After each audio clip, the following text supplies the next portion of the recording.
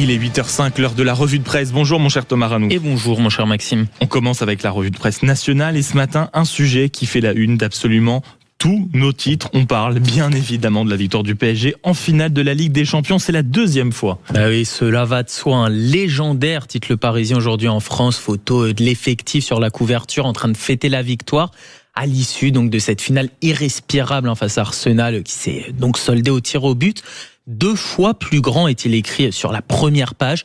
Le mythe succède au triomphe. Les rouges et bleus entrent groupés au paradis et arrachent une part d'éternité. Peut-on notamment lire. Le club de la capitale devient seulement le 8e à réaliser un back-to-back en Ligue des Champions, 2 victoires consécutives. Le fameux back-to-back. Et voilà. Et pourquoi s'arrêter en si bonne route, hein? On va aller chercher la 3e étoile, a déclaré Désiré Doué immédiatement après le match. Le journal dédie une page spéciale à Ousmane Dembélé, celui qui surgit toujours au bon moment, et une autre au coach Luis Enrique, qui rentre définitivement au panthéon des entraîneurs. Je le sais, pour votre plus grand plaisir. Je sais que totalement. Vous l'adorez. Autant le sport n'est pas ma passion, mais Luis Enrique, depuis qu'il est arrivé au PSG, est un amour infini pour moi. Voilà. La tête dans les étoiles, titre de son côté la Tribune dimanche. Le capitaine Marquinhos, trophée en main sur la couverture, en train de célébrer avec ses coéquipiers.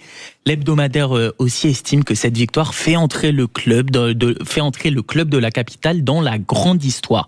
Et du côté du JDD, une qui se décline sur 2 étages. En haut, un exploit historique, photo des Parisiens célébrant leur titre. En bas, des casseurs pathétiques avec la photo d'un véhicule en train de prendre feu. Et cette une résume quand même bien l'ambiance de cette soirée qui vient de s'écouler, parce que c'est l'autre grosse actualité autour de ce match. On craignait des débordements lors des festivités. Et on les annonçait même inéluctables. Force est de constater que nous n'avions pas totalement tort. Oui, je vous parlais même hier d'un rituel dont on se passerait bien à chaque gros événement sportif. Cette nuit, on n'a pas dérogé à la règle.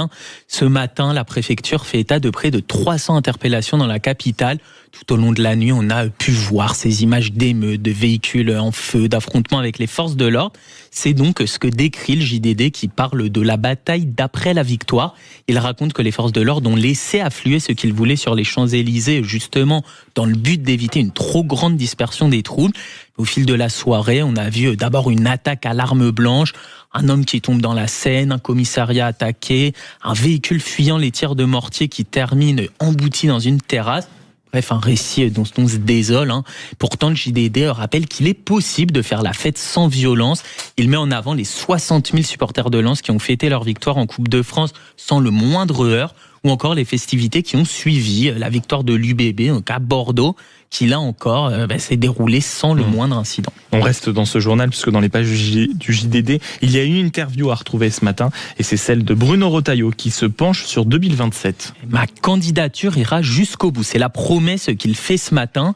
On sait que ce sera pas évident pour lui de trouver un espace entre les candidatures qui se multiplient à la fois dans le bloc central et à droite, mais il estime qu'il porte un projet différent de celui des autres candidats. Un projet basé sur 3 grands axes. D'abord la prospérité, c'est-à-dire bâtir une société du travail gagnant et non de l'assistanat. Ensuite l'autorité, rétablir l'ordre, le respect, maîtriser l'immigration. Et pour finir, la fierté française, en finir avec la repentance et l'autodénigrement. Des belles paroles, certes, mais probablement lui faudra-t-il être un peu plus novateur pour se démarquer. Au milieu donc de ce casting que l'on connaît, Édouard Philippe, Gérald Darmanin, David Lisnard, Gabriel Attal, encore les candidats RN et Reconquête. Dans le sondage IFOP Fiducial dont on parlait hier, il réalise pour le moment des scores compris entre 8 et 11%. En fonction des hypothèses. Donc pour le moment, ce n'est pas suffisant pour être au second tour. Mais on quitte les interviews politiques pour se diriger dans ce journal La Tribune dimanche qui décide de rendre un hommage appuyé à Edgar Morin, décédé hier. Le grand philosophe et sociologue qui s'est éteint à l'âge de 104 ans. Ça fait l'objet d'une double page dans La Tribune dimanche qui recueille un certain nombre de témoignages de ses proches qui tous rendent hommage à un passionné de la connaissance. Emmanuel Macron lui-même prend la plume. Il salue le courage de la nuance de cette voix venue d'un autre siècle. Ces combats demeurent les nôtres, affirme-t-il.